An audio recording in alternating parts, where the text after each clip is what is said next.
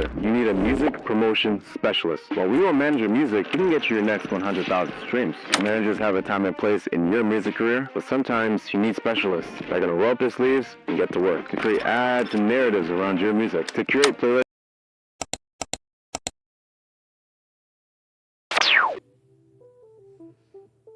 What's up, guys? Welcome back to my little corner of the internet where I enjoy talking about the things that I'm hyperfixated on currently. Right now, I'm a little bit obsessed with marketing my music. Lately, that has led me down my Instagram feed. Every single other ad I get is like Boost Collective or Hyper Follow. I've been marketed this as a tactic to get more streams on my music. Selfless promo here. I make music. Would love if you guys would ever want to give a listen to some of my discography so far. I'm trying to post a song every week as I get better and faster at mixing, even though I'm bullshitting my way through it. But hey, isn't that what most producers are just doing anyway? I would like to look into a brief history of what this entire marketing scheme has turned into and what it once was, because how did we get here? How did we get to the point where we have to pay people to get ourselves into playlists to even be heard? And why do we have to pay to even get seen on the internet, on Instagram, Facebook, anywhere? So just like there is Facebook and Instagram meta marketing and all of that stuff, the fun, great side of things that I have also had to be a part of because of my marketing work in the past with some companies. So I'm a little bit more familiar with that, but I'm just now learning, being in the new music space, that there's another scheme going on. And then there's also a history from when radio used to be more popular, because let's be honest, it's not popular anymore. There's this fun little thing that I learned about called Payola. And I want to talk to you guys about a brief history on what that was like and how it has played out and what it looks like today. Let's educate ourselves a little bit on what I like to call payola versus payout, stream farming, and how the music system is already rigged and has been rigged since its inception. Welcome to Jaybird TV, and I am your host, Jasmine. Just call me Jasmine. Anyway, let's get into it and see what this whole debacle is about. Roll the tape thing. You're being ignored by your music fans. Then you have potential to get a million streams on your next track. Like we did for Jaya and Audrey. One, we make the playlist. Two, we put your music in it. Three, we blow that playlist. 750 playlists picked it up, and just like that, we have Rihanna has... Okay. We gotta start out by talking about Alan Freed, the man who popularized rock and roll, and then got burned when he was busted for taking money to play records that he was paid to play. In 1959, the FBI and Congress started cracking down. DJs admitted to literal cash for play schemes. In the 1950s, there were 250 disc jockeys in the US. By 1957, the number had grown to over 5,000. More influential jocks commanded percentages of grosses for local concerts, lavish trips, free records by the boxful. As payola escalated, Variety and Billboard did lengthy features. That figure was only the tip of the payola iceberg before the hearings. A DJ at Chicago's WAIT confessed he had once taken $22,000 to play a single record. Alan Freed went down in 1960. Congress amended the Federal Communications Act to outlaw under-the-table payments and require broadcasters to airplay for a song that has been purchased, Payola became a misdemeanor with a penalty of up to $10,000 in fines and 1 year in prison. Payola joined the cockroach and the fart joke on the list of things that, despite changing times, always manages to survive. Publisher, manufacturer of recordings, horizontally, vertically, every way I made money from that show.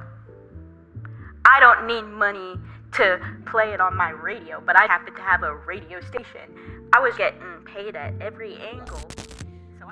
Freed pleaded guilty in 1962, lost his job, his credibility, and eventually his life. Fast forward, and now radio is basically static, and streaming rules, but the hustle's still hustling.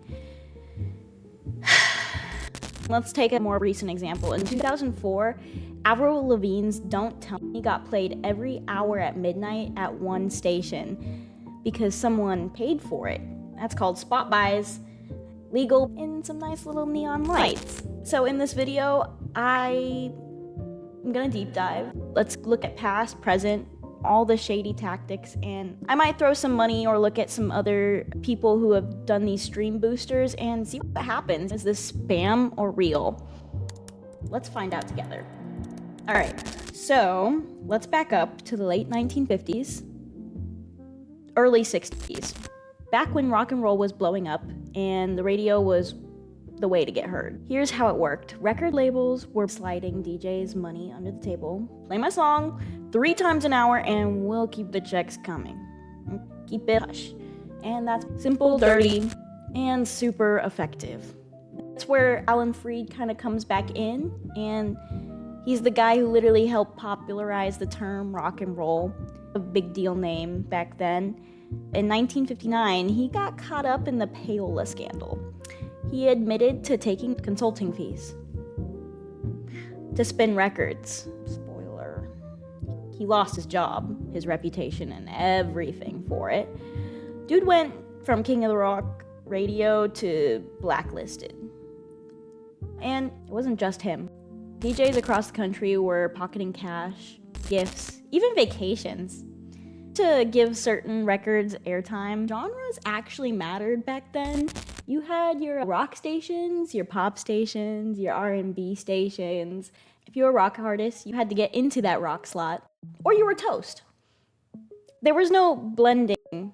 If you were a rock artist, you had to get into that rock slot, or you were fucking toast. There was no I'm gonna blend some folk with trap and a sprinkle of hyper pop. No, it was very rigid back then, and that's kind of why it was such a weapon. If you could buy your way into the right lane, boom, you were suddenly the hottest thing in town. And let's be real, if you were a woman in the 60s trying to get any sort of airplay, you weren't only sacrificing your pride to the music gods. It was a different kind of transaction.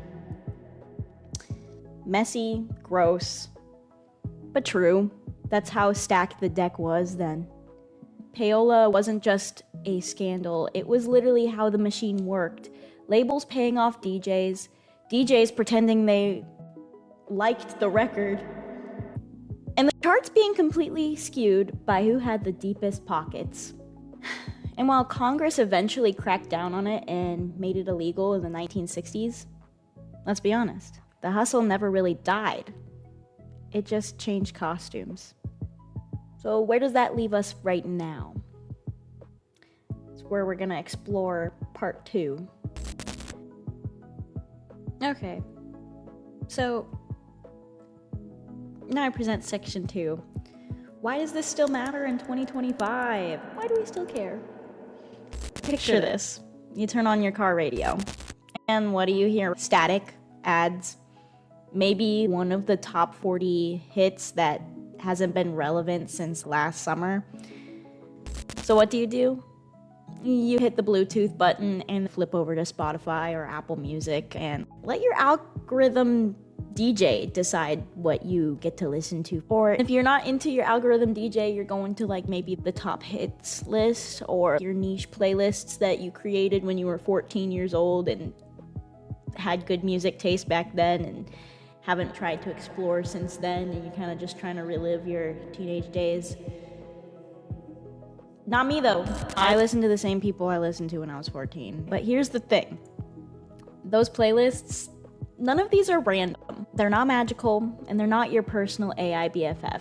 They're not curating vibes just for you. Your favorite artists are on those lists because their labels paid to put them there. It's the same old Payola game, dressed up in tech clothes. If you're an independent artist, you're kind of locked out. Unless you grind TikToks and Reels like your life depends on it. Everybody suggests posting 10 clips a day and having about 60 ads per song. I can barely pump out one ad, let alone 10 a day. Please stop. Why is the algorithm like this? Post 10 clips a day, humiliate yourself in 10 formats. Don't forget to smile and look like you're having fun, or else the algorithm hates you. How dare you not be smiling? Can you tell I'm a little tired of this? Okay, then like clockwork, here comes scammy promo services, the boost collectives, the we'll get you on playlists in 24 hours, and the ads are all like, posting your own music is cringe. Let us handle it. Is promoting myself now considered a humiliation ritual? If you ever want to perform in front of actual people, you have to get used to being seen. So yeah, I'm just gonna try and be okay with posting my face, thank you. AKA what I'm doing right now. Welcome to my YouTube channel. This is why we still need to talk about Payola in 2025. Because laws changed, sure. Bribing a DJ is now technically illegal. But labels found loopholes, and they kept the same machine rolling. Big labels see artists as cash cows. Whoever brings the most money gets the most promotion. And the rest of us are fighting in a swamp of oversaturation. Thousands of songs drop every day. If your art is pure, emotional, raw, you still need a marketing plan. The system is not built to reward art, it's built to reward money. If you don't have a label, you have two choices. Build your own team, brick by brick. Film your own videos. People who actually believe in your music, find your people.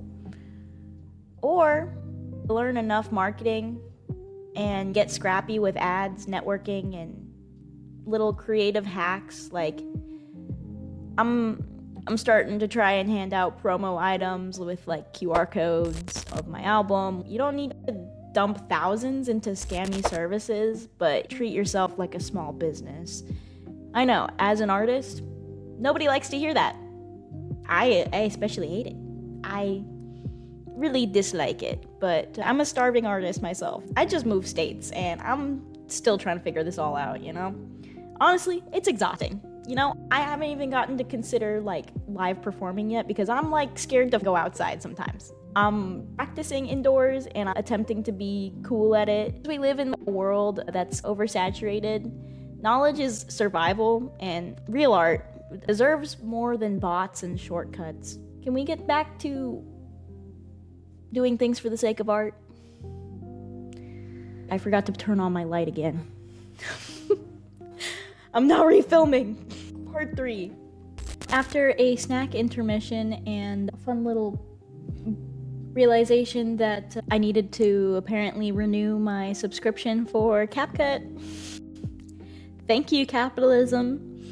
We are doing that right now. When did I start filming? I think at 8. It's already 11:49, and without further ado, we're doing section 3, which is now Payola 2.0 and what streaming boosts look like.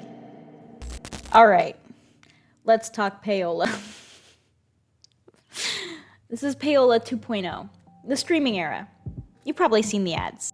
They make it sound so simple. You did the hard work, wrote the song, uploaded it. Now, Let us do the easy part. Boost Collective is one of the biggest names you'll see floating around. You'll probably get them promising you something like get your music heard, and it looks shiny, legit, and comforting like, don't worry, indie artist, Daddy Boost has you covered. It's just a bot farm, I'm pretty sure. But here's the kicker. If you buy fake streams, congrats, you just paid to get banned. Distributors like DistroKid flag suspicious spikes if you jump from 20 streams a day to 20,000 in an hour. So yeah, you're done, suspended, booted, bye-bye. Now, I'm gonna be honest with you. I have run legit ads for my music. Like 30 to 60 bucks. Meta, Instagram, Facebook. Sometimes I go old school route. You know, I have done open mics and I have been trying to get people to check me out in person. And I would like to do more open mics now that I'm here in Florida. I'm figuring out where those spots are and what time zones people go out in. Apparently, Florida has its own clock. I don't freaking know. And you know, my streams, like, it's all going well, you know? All of these little things, they're helping a little by little, and I'm pulling, what, like, 20 streams per a day, depending, you know? For somebody who just started, it's not, like, too bad. But it's growth. Is it me buying serotonin hits every time I boost a post, or am I building an audience? Or just buying a part. For somebody who just started,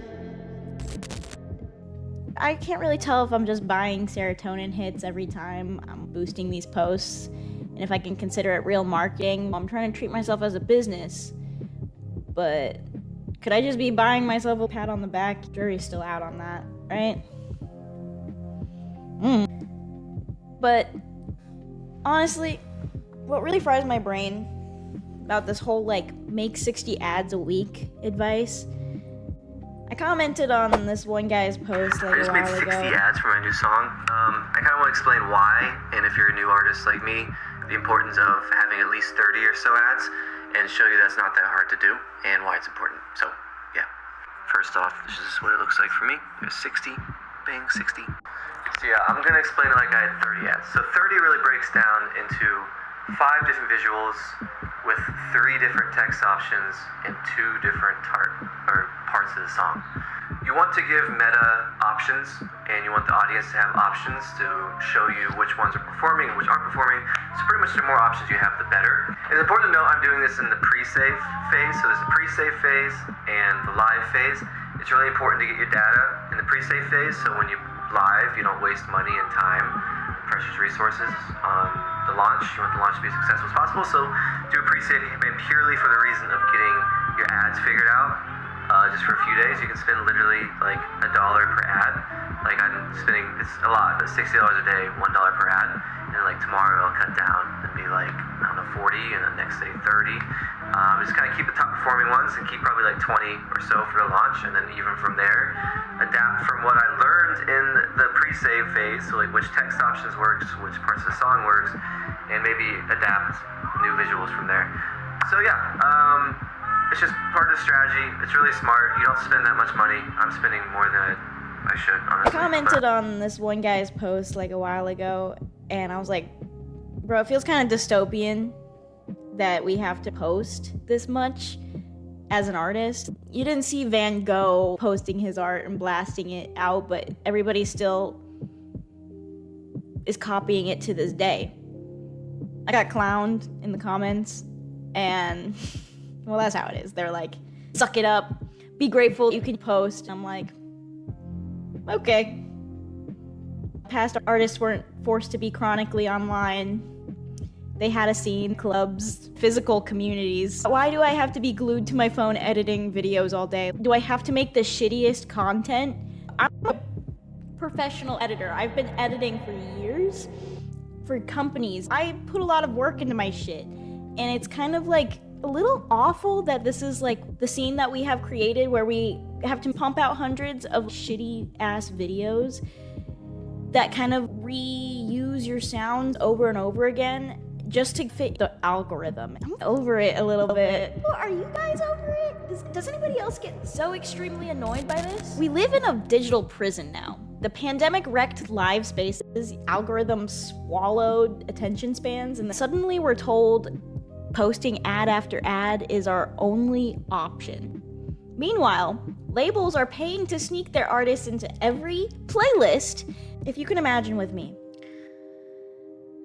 how exactly is that different from bribing DJs under the table? It's the same thing. Okay. To part 4. Okay, so my hair is already deflating. How nice. The lion does not concern itself with the back of its mane. Anyway, section 4. The artist's struggle. My bread and butter here. Here's the part that really pisses me off. We're told that posting our own music is kind of humiliating, like, ew, don't self-promote, that's kind of cringe. But paying strangers to bot boost your streams, somehow that's valid also, like, that's a flex? Oh, you bought 10,000 fake streams? Respect, king? Nah. But now instead of being artists, we've been forced to become content machines. Brand first, human second. That's the unspoken rule now. If you're not cranking out 10 posts a day, you're irrelevant. And that's why so much art feels like trash these days. Like, it's optimized for algorithm, not emotion. It's paint by numbers music made to fit neatly into 15-second clips. Have you noticed that? Everything is made to fit 15 seconds. You can't even do ads for more than 90 seconds. You can't hear the full length of your art because it doesn't fit the right type of AdSense. You know, that's fucking wild. I talk about this a lot in my own music because I kind of feel it, this endless grind, this pay-to-win treadmill. It's fucking exhausting, okay? It kills creativity and it makes you forget why you even started all of making this art in the first place, you know? But here's the truth. Real feedback from just a couple of listeners kind of means more than any fake number could. If 2 random humans comment, "This song hit me," that's gold to me. You know, that's better than 10,000 silent bot streams. Bots don't cry to your lyrics. Bots don't DM you saying, "I put this on repeat because it made me feel a little less alone." Only real people do that. And you know, it feels so nice to kind of have just even a couple of people on the daily just telling me that music is speaking to them. So even if you're only pulling a handful of comments or a few hundred streams, that is real. It's all real. That's not smoke and mirrors. That's connection. And at the end of the day, isn't that why we make art? To connect, to be understood? Not just to feed a machine? So yes, the industry wants us to believe that numbers equal value, that virality equals talent. But I'm telling you, humans who care are worth more than 5,000 bots who don't exist. And if you're an artist struggling in the system, trust me, I see you. And I'm struggling right alongside you. Let's build a community together. In the comments below. You guys should put your music in the comments below. Link it. I will look at it. I will listen to it. And I will comment on it. Let's try and build a community together. Okay, so section 5. This is labels, loopholes, and money laundering for clout. Buying streams is basically money laundering for clout. So you drop $200 on a boost service, and suddenly you've got streams in the thousands. But no fans, no feedback, no community. And congratulations, you just laundered fake popularity into a number Spotify will happily cash out on. Genius, right? Not really. The active listeners I gained on Spotify appear to either be bots or people working for Boost Collective. They rose by 10 a day in a consistent manner. This didn't seem organic. And now after having unsubscribed, they are declining by 10 a day. Would you trust a marketing company that can't market itself properly? A lot of the time it's just paying for its own AdSense from the money it gets back from you guys. And they have a team of just random people that want to be in the industry, but don't want to do the work to make the music and post it themselves. Boost Collective talks a big game about playlist placements. They don't even own most of the playlists they use. That means they have no real control over how long your song stays on. Boost Collective uses a credit-based system that makes it harder to track your spending. Instead of paying directly for services, you're forced to buy credits, an unnecessary extra step that benefits them, not you. I'm just trying to get into the right ears. These give off scammy vibes. It's not a product. To get into people's ears? That's wild to me. We are yet in the early days of streaming Payola and its effects on music consumption and competition. They all remain unknown.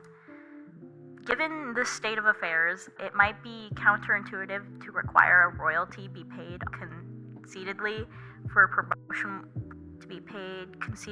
promotional or non-competing use of music. In conclusion, don't use Boost Collective. They're a scam, like I suspected. Glad I didn't pay money for that. Don't get me started on Spotify's AI DJ. He pops up all friendly like, hey, you might like this new track, but let's be real. The algorithm's reading your vibe. These are labels paying to slip a hit into your mix. Promo slot in disguise.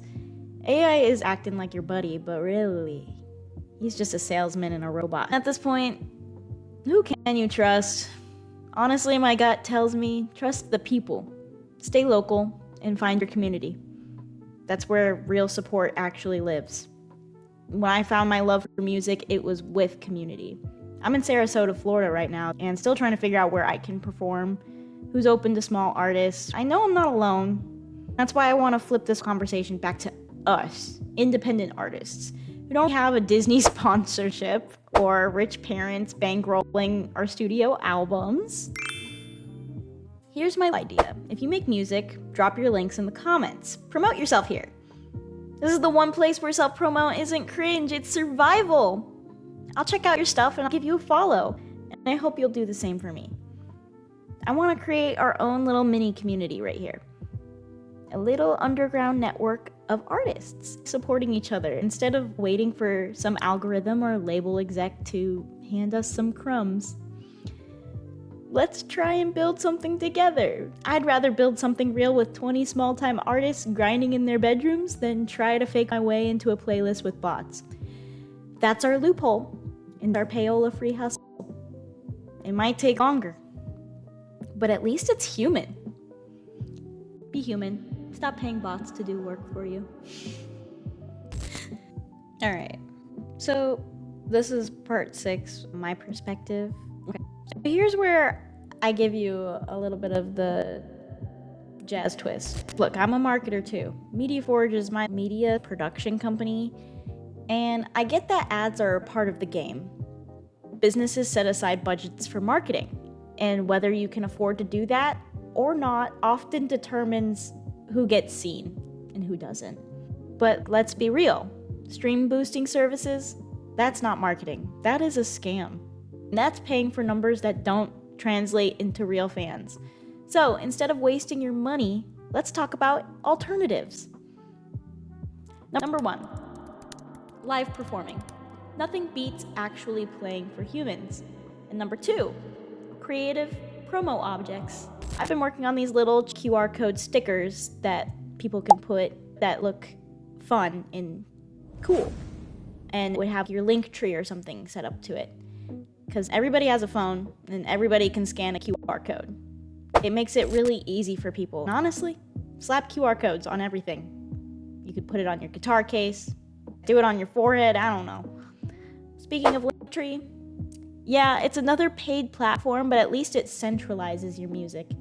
People don't have to go hunting across 5 apps to hear your tracks. One click, easy scroll, they can see your discography. For my personal opinion, that is the move. music is so oversaturated, but I'm still here learning how to produce, mix, and write songs that feel like me and my story. I want to be telling a story. It's not false, but it might be a little bit over dramatized. Isn't that what most artists like to do anyway? Even if that means I'm leaning on loops and digital tools sometimes. If you've ever thought about paying for streams, let this video stop you from doing that. Hello. Hey, record labels. Hey, hire me. Also, hey, small companies, could you hire me? I can make some custom ad jingles through my company MediaForge. Check out my Instagram. I can even sing about your weird little product. A shameless self-promo here. Because apparently, people think I have a pretty voice, and I believe them. And here I am, making music and YouTube videos. Wow, this is my call to action. Subscribe if you want to have more real talk about music scams, indie survival, and music-based true crime. So I don't have to hire bots to do it.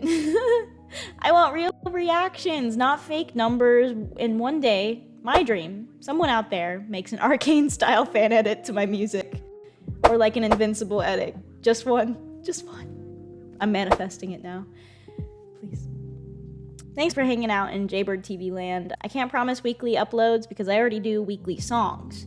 And if I add weekly video editing on top of that, I'll lose my mind. So, let's call this a monthly thing. I think I'm gonna keep trying to figure out how to do music videos on a budget, how to keep this sustainable, and how to stay real while doing it. I know, crazy idea. Trust me, I don't know how I'm doing it either. I think I'm doing it wrong, to be honest. Please let me know if there are ways that you feel like you've hacked the system and have seen more, because honestly, I need some advice too. And also, just drop your thoughts in the comments. What's been your experience with music promotion? Did you find ways to avoid the capitalist wheel, or did you just run with the crowd? Have you paid for boosting, and what was your experience with it? And if you make music, please post your links. Do it! And I will check them out. Everybody else to check them out too, so that we can get some real people music and not just keep feeding this capitalistic hole. Post your music, I'll check it out, and I'll give you a follow. I hope you'll do the same for me. Let's see if we can build a tiny little artist loophole right here. Thank you for listening. I'll catch you guys in the next video. Bye!